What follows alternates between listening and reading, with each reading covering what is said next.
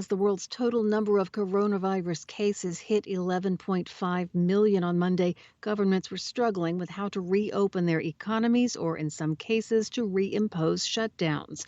In Australia, officials announced Monday the closure of the border between Victoria and New South Wales, the country's two most populous states, after a spike in new infections. The length of the closure is indefinite. It marks the first such move in Australia since a flu pandemic 100 years ago.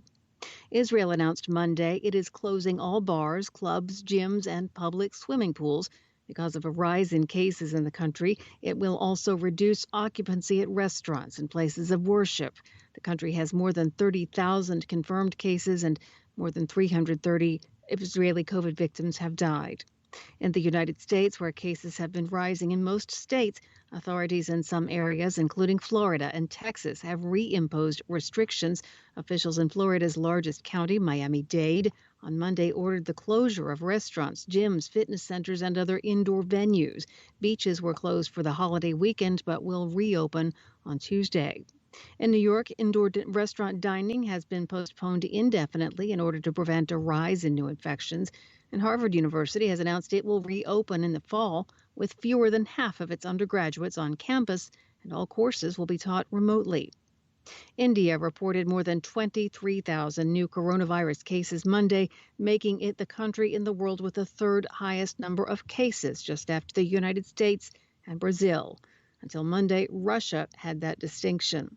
And in Pakistan, the country's health minister tested positive for coronavirus.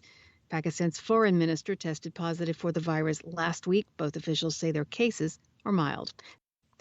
The United Nations says global HIV/AIDS targets for 2020 will not be met and that some progress could be lost, in part because of the coronavirus pandemic, which has seriously impacted the HIV/AIDS response.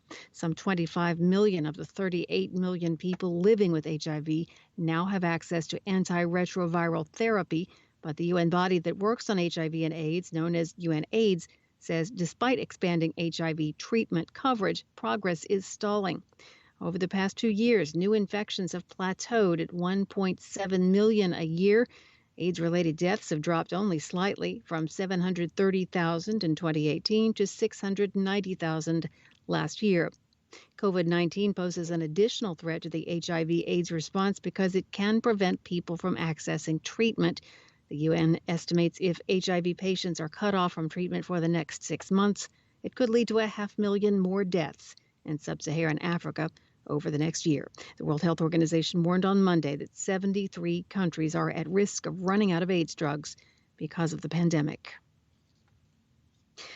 More than 600 companies said they won't advertise on Facebook and its sister firm Instagram in July as part of a campaign called Stop Hate for Profit.